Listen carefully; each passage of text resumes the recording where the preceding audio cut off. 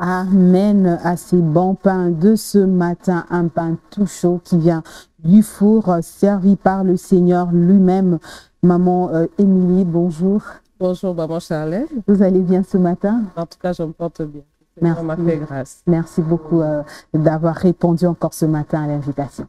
Merci pour votre invitation. Merci. C'est un plaisir. Amen. Merci beaucoup. Et nous parlons de ce pain. Ce pain, nous voyons toutes ces personnes que le pasteur Bill vient de citer ce matin, simplement pour nous dire que notre part n'est pas aussi minime que ça dans le pour comprendre ce pain dans sa profondeur et dans toute, son intensité ce matin. Oui, il a cité plusieurs noms de personnes célèbres. On ne sait pas reprendre ces noms-là parce que c'était des noms difficiles.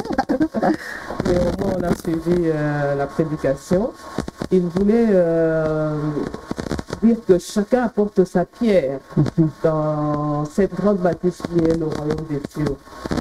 J'ai vraiment aimé ce qu'il a dit après à propos de Billy Graham, comment il a été... il a accepté Christ à travers un évangéliste, mais cet évangéliste n'est pas vraiment connu. Et même quand il a cité son nom, moi je ne l'ai pas retenu. Moi non plus. Parce que tellement qu'on connaît le nom de Billy Graham, il est devenu célèbre. Mais s'il n'avait pas accepté le Christ ce jour-là, à partir de cet évangéliste, peut-être il ne serait pas, il n'aurait pas amené au Seigneur toute cette masse de personnes. C'est pour dire que chacun a sa pierre à apporter, il a sa part. Et à la fin, il dit ne négligez pas ce que vous avez à faire. Dans tous les départements où vous vous trouvez, vous avez toujours quelque chose à faire. Vous savez que lorsqu'on est dans des départements, on voit des grâces qui se trouvent dans chacune des personnes avec qui nous travaillons. Et vous savez que pour telle chose, pour telle personne, telle autre chose, c'est pour cela qu'il ne faudrait pas négliger les autres. C'est que toi, tu as reçu, peut-être que maman Joyce ne l'a pas, peut-être que maman Joyce a, ce n'est pas ce que la sœur de Dieu n'a pas. Ce n'est pas pour rien qu'il n'y a pas un seul présentateur ici à la télé. Donc ici n'est pas là, donc on ferme la chaîne. Non, il y a plusieurs personnes et chacune a en elle une richesse. Il y a des gens qui sont forts dans les visites. Ils ne se fatiguent jamais. Vous, quand vous essayez, vous dites, mais comment il fait? C'est la grâce que le Seigneur lui a donnée. Il y en a qui, quand ils te parlent, tu as la paix. En tout cas, le royaume des cieux, c'est une grande richesse. C'est pour cela que chacun puisse apporter sa pierre et que nous puissions avancer.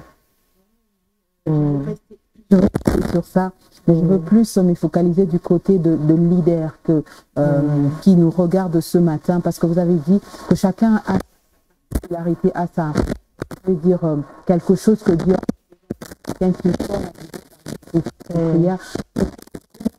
faire quand on vous demande par un leader de faire. Donc, quand vous n'êtes pas vraiment à l'aise, ça peut arriver que les gens vont en visite, tu n'y vas jamais. Peut-être que tu n'as pas ce fardeau-là, peut-être que tu pries en secret, mais eux, ils veulent voir quelque chose de palpable. Parce qu'il y a des choses qu'on peut servir, mais on est en retrait et les gens ne voient pas, mais ils veulent voir à tout prix quelque chose. Comment faire, comment manager cela? Faire comprendre, je ne sais pas, c'est vraiment ma préoccupation, si vous avez compris. Si, j'ai compris ta préoccupation. Et déjà, il n'y a pas très longtemps, j'aime quand notre pasteur parle, il disait que je ne peux pas vous envoyer aller travailler dans tel département. C'est en vous. C'est en vous. C'est pour ça que nous parlons à l'intention des leaders, peut-être commettre une erreur. C'est que moi, j'ai la capacité de faire et en moi. Donc, je ne peux pas donner un bon rendement quand vous m'obligez de faire quelque chose d'autre que ce qui est déjà, ce que le Seigneur a placé en moi. Alors, je crois que c'est une erreur que les leaders commettent. Des fois, les gens n'ont plus la possibilité de s'en sortir parce qu'on les a forcés de faire quelque chose. J'espère que j'ai quand même répondu à votre question. Oui. En tout cas, oui, on va dire ça comme ça. Et donc, on va se tourner du côté de Maman Joyce, mais également de la sœur Déborah. le pain, on a suivi le pain. Est-ce qu'il y a quelque chose, il y a des zones d'ombre que maman Émilie peut nous aider à élucider ce matin?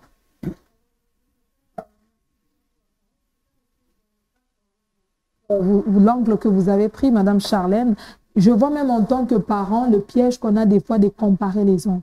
Puisque je pense que les enfants ont certains points faibles, des points forts et tout. Je crois que le piège, c'est de vouloir voir ces enfants, tous les enfants réussir dans le même domaine en oubliant par exemple que peut-être je suis médecin, j'aimerais bien que mon fils soit médecin, mais lui il est fort en électricité, ou bien il a une qualité, il a des atouts, il est peut-être anticipatif, lui il fait les choses, même qu'on ne lui a pas demandé, il a une manière de faire les choses ou une certaine ingéniosité. Je crois que le parent et le leader doit pousser son enfant dans ce qu'il est dans le domaine dans lequel il est plus fort et non le complexer dans ce qu'il ne peut pas faire. Justement. Il n'est pas fort à faire. Justement, je vais prendre le cas de notre fille, qui est l'aînée aujourd'hui, parce que l'aînée est déjà retournée auprès du père. Elle a fait la biochimie aux humanités. Eh bien, nous tous, on s'attendait, elle va faire la médecine, bien sûr, c'est clair. Mais elle a dit, je fais l'informatique. Ça te vient d'où ça? Tu as copié ça où? Donc, à cette époque-là, c'était étrange pour nous. Bon, c'est son choix. On l'a laissé choisir et elle a évolué, elle a fini ses études et maintenant elle est calée, elle travaille quelque part. Wow. Donc, laisser les enfants dans ce qu'ils veulent. Et nous avons deux responsabilités. Ça veut dire, quand l'enfant choisit et que vous sentez qu'il s'en sort dans ce domaine-là, laissez-le aller, encouragez-le. Mais quand vous sentez qu'il a choisi par imitation, ce sont les choses du moment, et il ne s'en sort même pas. Mais votre responsabilité, c'est de lui parler, de dire, mais tu ne trouves pas que tu ne t'en sors pas dans ce domaine-là? Et si tu essayais autre chose, mais souvent, quand les enfants choisissent, il est convaincu de faire ça et il s'en sort. Oui, on n'est pas... les parents, effectivement, il y a plusieurs parents qui n'aiment que la médecine, le droit. Aujourd'hui, il y a beaucoup de choses. Il y a beaucoup de choses. D'ailleurs, s'il n'y a pas beaucoup de gens sur le marché qui s'en sortent, c'est parce qu'on s'est focalisé seulement dans un seul domaine. Si aujourd'hui, les enfants disent, je vais faire l'hôtellerie, non, l'hôtellerie, ce n'est pas aller pour les habitants. C'est la gestion des hôtels. Et vous verrez qu'il y a des hôtels qui sont magnifiquement construits, mais tellement qu'il n'y a pas de bons gestionnaires, il y a pas de, ça n'évolue pas, tout ça là. Mais quand il y a des bons gestionnaires, ça va, on sait quand est-ce qu'il faut rafraîchir les murs, comment est-ce qu'il faut organiser les services, comment on reçoit les gens. Et les gens sont allés à l'université pour ça. Laissez les enfants choisir, ils savent ce qu'ils font. Alors, maman Émilie, je crois que j'ai dit encore deux sous-points, j'espère que madame pourra, pardon. Le premier point, c'est que toujours pour les leaders, et un homme de Dieu a dit que les leaders imposent beaucoup à ceux qui le suivent seulement dans les domaines dans lesquels eux aussi sont forts. Et deuxièmement, en fait, je pense que c'est un piège des leaders d'imposer, par exemple, lui, il est fort en prière et maintenant, il commence à imposer à tous les serviteurs de faire 3 heures de prière parce que lui, il est calé. Non, vous êtes obligé maintenant de faire 3 heures de prière. En fait, je pense que c'est le domaine dans lequel il est plus à l'aise. Il peut faire 3 heures bien, il peut gêner 3 jours successifs, pendant que il ne tient pas compte des faiblesses et des forces des autres aussi. Et deuxièmement, peut-être pour finir, qu'est-ce qu'on peut dire aujourd'hui à quelqu'un qui a un ministère, mais qui est caché, comme maman Charlène le disait, un héros dans l'ombre, mais qui pense que son ministère doit aussi être vu. Parce qu'on se retrouve des fois dans les chorales, dans des conflits, même dans d'autres choses. Et tout, pourquoi c'est toujours telle personne au micro? On ne comprend pas que même ce que moi je fais ici, au fait, je le fais pour Dieu et que c'est important.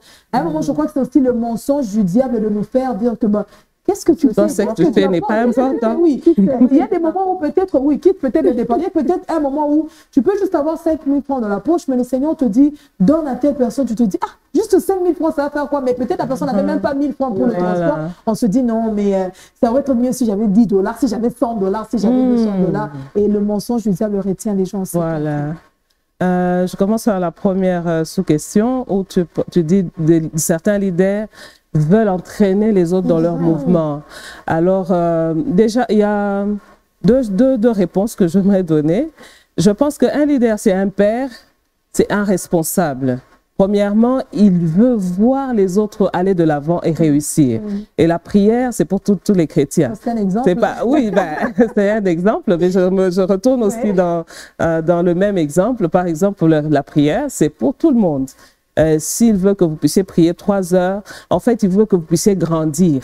Il veut que vous puissiez avancer. Il a une vision, il veut vous communiquer la vision. Il veut que vous puissiez faire comme lui. Si vous n'en êtes pas capable, je sais qu'il comprendra. Les leaders, ils connaissent chacun. Ils connaissent, mais ils ont un souci. Hein, le souci, c'est que vous puissiez... Mais quand il sait que, non, bon, celui-là, il ne s'en sort pas trop, il va exploiter. Il faut qu'il exploite le domaine dans lequel vous êtes fort. Il faut qu'il le découvre. C'est lui le leader.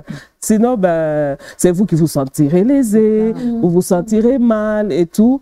Mais le souci, c'est que vous puissiez décoller ensemble. À un certain moment, ici, à la Parole Éternelle, on se disait, mais mamie a atteint un niveau, comment on n'arrive pas à avancer avec elle? Mais je sens qu'il y a quand même déjà des mamans. Je n'ai pas dit qu'elle reste notre maman, elle reste top. Je sais qu'on ne la surpasse pas, mais on avance avec elle. Alors, c'est ça le souci d'un leader. Parce que quand on est leader, c'est pour former d'autres leaders. Oui. Et bon, c'est ça le souci, mais exploiter aussi le côté meilleur que l'autre a. Parce que c'est ça la richesse du royaume. Nos différences font une richesse. L'autre question, c'est... Celui qui est dans l'ombre, qui minimise son travail parce que son ministère n'est pas public. Oui. C'est ce que le pasteur Bill a essayé d'ailleurs de... C'est pour faire comprendre que chacun a une pierre à apporter dans le royaume. Et chacun est... il y a le mot qui me fuit tout le temps. Quelque chose à faire, que personne ne se minimise, que cette personne-là se lève. Pourquoi toujours être vu? D'ailleurs, quand on cherche à trop être vu, on a des mauvaises motivations. On a des mauvaises motivations. Moi, j'ai remarqué dans notre chorale, par exemple, il y a de plus en plus des nouvelles personnes qui passent au micro. Ah, le leader les a découverts. Mais tu as une bonne voix. Mais attendez votre tour. Hein, si c'est dans la chorale seulement, attendez votre tour. Mais être caché aussi, c'est très important. C'est une force. Hein, le pasteur Atom a chanté « Cache-toi ». Cache-toi. Parce que quand tu te caches là, même le diable ne sait pas que tu es caché quelque part. Quand tu sors, il sursaute, il dit « Ah !» Même celle-ci, hein? Il faut être caché des fois. Quand on est trop visible, après les gens s'habituent et se lassent. Nous les hommes, on est comme ça. Tu vois la même personne, toujours encore lui. C'est toujours lui qui témoigne. Bon, on se lasse, mais ce n'est pas pour décourager celles qui sont visibles. Hein? Mais rester caché, ce n'est pas mauvais. Dieu nous voit. Amen. Merci beaucoup, maman Émilie Serre-Deborah. Il y a encore une préoccupation. Bon, en tout cas, moi, la préoccupation, bon, c'est pas vraiment une préoccupation, mais que maman Émilie donne peut-être un conseil à un parent qui nous suit. Il a 12 enfants, mais il ne sait pas détecter les potentiels de chacun pour pouvoir les aider. 12 12 tribus, là. Ah oui. Oui. Et pouvoir les aider. Vous voyez, avec Jacob, c'était plus facile pour lui de dire que mon fils Judas, toi tu seras un lion et tout ça. Mais il a tellement d'enfants, mais il ne sait pas comment canaliser les potentiels de tel et de tel pour pouvoir les aider. Oui, c'est pas toujours facile, mais c'est lui le père ou c'est elle la mère. Elle doit fournir cet effort-là. Vous savez, quand vous avez des enfants dans la maison, vous connaissez chaque enfant. Peut-être qu'il est distrait, mais vous devez connaître chaque enfant. Je sais que tel enfant elle réagit vite, elle parle vite, elle a la capacité de telle chose. En tout cas, moi, je connais tous mes enfants. Bon, c'est vrai que j'en ai pas beaucoup, j'en ai 5, mais je connais chaque enfant. Je sais que je me choque ça. Tu peux lui dire quelque chose. Bon, il te sourit seulement, mais il ne va pas le faire. Parce qu'à cette heure-là, il est fatigué et maman doit savoir qu'il est fatigué. Ou alors, il se dirige tout droit vers ses cahiers, il se met là, il dit pourquoi j'ai posé ce problème à cette heure? Vous devez connaître chaque enfant. C'est vrai que ce n'est pas facile. 12, c'est quand même un grand chiffre. Et des fois, les parents sont troublés, mais c'est possible. C'est possible de s'approcher des enfants. Vous savez, aujourd'hui, les parents sont loin des enfants. Pourquoi? Nous sortons le matin, nous ne rentrons que le soir. Pour plusieurs qui travaillent, mais ayez un temps de vous approcher des enfants. parler avec eux les samedis, les dimanches, les jours des congés. Quand c'est le jour des congés, toi, tu sors, tu es parti bien. Et puis, et maintenant, ces enfants-là, des fois, on manque à nos enfants. Oui, ils n'ont pas le temps de nous poser leurs problèmes. Ils n'ont pas... Mais tu ne vas pas connaître tes enfants parce que tu es tout le temps parti. Il faut vraiment avoir le temps de s'approcher aussi et d'étudier chaque enfant. Ne vous en faites pas dans une maison, chaque enfant a son caractère. Il n'y a pas des enfants qui ont les mêmes caractères. Maman Joyce peut nous le dire, même toi, tu en as deux. Chaque enfant a sa façon de réagir, bien qu'ils peuvent avoir des choses en commun, mais chaque enfant a son caractère. Et les parents ont la responsabilité d'étudier ces caractères-là pour savoir comment orienter et diriger chaque enfant. Voilà. Merci beaucoup. Sœur Déborah, j'espère que vous êtes satisfaite. Maman Joyce aussi. On va donc... Gloire à Dieu. Amen. On va donc conclure ce pain, Maman Émilie, mais en priant pour le leader. Je ne sais pas pourquoi nous sommes restés sur ça. Un serviteur de Dieu est en train de dire... dans l'Église, nous avons besoin de leaders et non de managers. Parce que le manager, il forme ceux qui ont déjà du potentiel, ceux qui évoluent déjà. Mais le leader décèle même le talent le plus caché. Et on va prier pour le leader d'Église aujourd'hui. Que le Saint-Esprit leur donne cette facilité-là, parce que Jésus était aussi un bon leader, parce que dans les disciples, il y avait presque toutes les catégories de personnes. On va prier pour que le Saint-Esprit aide le leader que vous êtes, parce que vous êtes aussi leader, à déceler, à bien orienter les choses pour que le royaume de Dieu évolue, et on va recommander la suite de ce programme. Ok, merci Maman Charlène, nous prions ensemble. Père éternel, nous venons auprès de toi, le Seigneur qui nous a appelés pour être à ton service et pour être aussi, ô Seigneur Jésus, des leaders parmi tant d'autres. Nous nous recommandons entre tes saintes mains. Des fois, nous commettons des erreurs, des fois, nos leaders commettent des erreurs. Mais toi, ô Seigneur Jésus-Christ, tu es notre modèle par excellence. Et tu nous donnes cette sagesse-là, cette capacité de pouvoir conduire, de pouvoir diriger selon, ô Seigneur Jésus, toutes les richesses que tu as offert dans tes enfants. Nous recommandons tous tes serviteurs entre tes saintes mains. Accorde-leur ta grâce, ô Seigneur, la sagesse, l'intelligence, le discernement, la capacité, Seigneur, de conduire et de diriger, les brebis que tu t'es acquis, ô Seigneur, par un si grand prix, le prix de ton sang. Seigneur Jésus, nous implorons ta grâce. Nous voulons, au Seigneur Dieu des grâces, des leaders et non des managers, au Seigneur Jésus. Qu'ils puissent découvrir, oh mon Dieu, mon roi, les richesses les plus enfouies afin de les valoriser pour que toutes ces personnes, au Seigneur, qui travaillent autour d'eux et avec eux pour l'intérêt du royaume, puissent aussi propager, éternel Dieu des grâces, cette grâce ou ces grâces que tu as enfouies en eux. Manifeste-toi, notre Seigneur et notre Roi. Tu es un Dieu bon, le Dieu fidèle, le Dieu qui ne nous délaisse pas et qui ne nous abandonne pas. Glorifie ton saint nom, Seigneur Jésus. Merci pour ce matin merveilleux que tu nous as donné. Merci au Seigneur pour cette émission qui édifie plusieurs. Oh, que ta grâce et ta bénédiction, que l'onction soit encore sur tes servantes et tes serviteurs qui sont ici à la télé, parole éternelle, pourquoi pas à la radio aussi, afin que l'évangile puisse être propagé. Merci Seigneur parce que tu nous soutiens. Merci parce que tu nous accordes ta grâce.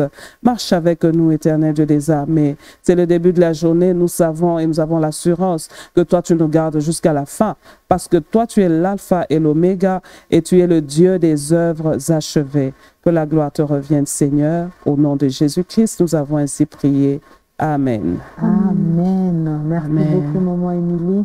Merci à vous. Merci. Et donc, demain, ça sera pour le dernier pain. Alléluia.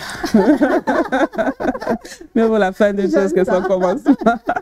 Merci beaucoup. C'est toujours chaud. Aujourd'hui, je suis venue en courant. Là, oh là là. Mais avec le froid pour sortir du lit, c'est pas facile. Mais on est là. Merci beaucoup. Merci pour votre disponibilité. Merci à vous. On va conclure. Ça sera, on va dire, la récap de toute la semaine et on viendra terminer avec le pain de demain. Ça va, que Dieu nous donne la force. Amen. Nous vous souhaitons en attendant de passer une excellente journée. Merci pareillement. Merci beaucoup.